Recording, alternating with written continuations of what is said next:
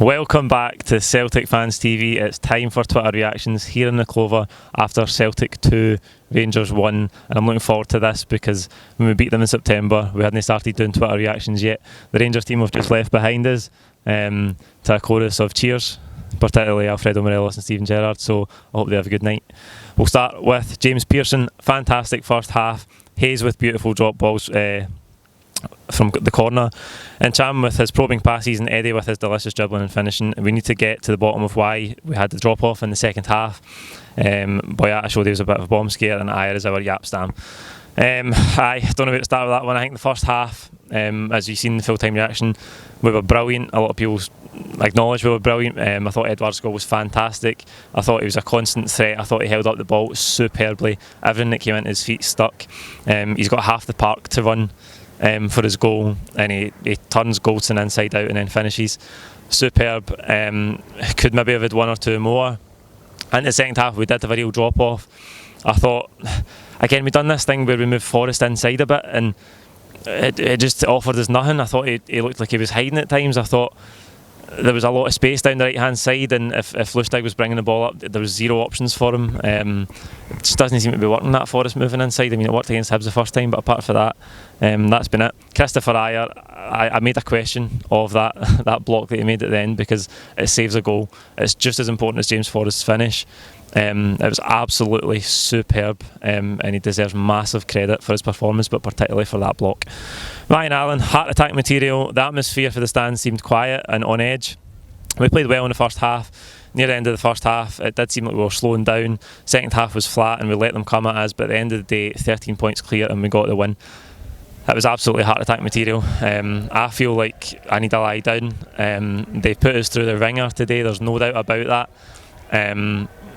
We've still got to play a damn sight better than that, particularly in the second half. I don't know if it's a mental drop off. I think probably in the stands we thought the game was won. I don't know if that got down onto the pitch. I don't know if the players were thinking the same thing, but we really dropped out it, and we've got to lift that, particularly for the Scottish Cup semi-final coming up. We've got to sort that out. And in the bigger scheme of things, I don't know what today done for Neil Lennon's case of getting the job. That game should have been more comfortable than it ended up, but hey ho, we won. 13 points clear. The league's now beyond doubt, and we can focus on winning the Scottish Cup. Michael Ferguson, wasn't the best performance, but anything to see the Rangers fans miserable is good for me, and Edouard was our best player. I thought there was a lot of bite in the game today as well. I mean, Morelos, I don't really want to talk about Rangers or the Rangers players, but typical Morelos in a big game, done absolutely nothing and then gets self-sent off with his petulance. So, I mean, I thought it wasn't the best performance, but all that matters is we got there in the end. Sorry, I was talking about the bite in the game. There's a ram at the end. I thought Andy Halliday should have walked for Phil and Edouard. I thought they changed the rule a couple of years ago to, if you don't make any attempt to play the ball, then it's a red card, because he just cleans Edouard out as he's about to go through one-on-one. But anyway, who cares? Next. Scott Craig, 1983, not a great performance, but to be fair, credit to Rangers for how they adapted with 10 men. Happy to be 13 clear, and I thought the ref had a good game with the exception of Kent's incidents with the celebration and the lunge at Brown. The one thing I will say about them today is Ryan Kent scored a very good goal. I thought he looked a threat. I think he's a good player. Apparently he's maybe not going to stay. The boy's a decent player. He scored a good goal. Other than that, and obviously the sort of the hot tatty effect at the end, they didn't create too many glaring chances.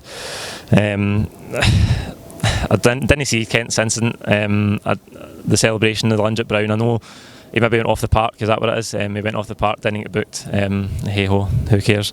Kieran McKinnon, always make it tough for ourselves. Fitness level showed towards the end, and luckily we got a second win. Champions again. I did, as the game went on, I had that growing feeling that maybe we're going to get the goal, because we've seen it in the past few weeks under Neil Lennon.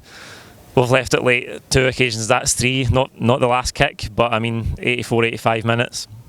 For the goal as well, I think it's Tavernier that makes a mistake. McGregor gives it in Edouard, who, as I said, was brilliant all afternoon. He did have the dip along with everybody else in the second half, but he does so well to pick out Forrest, and Forrest, who faded in the second half, does so well to control it and finish it.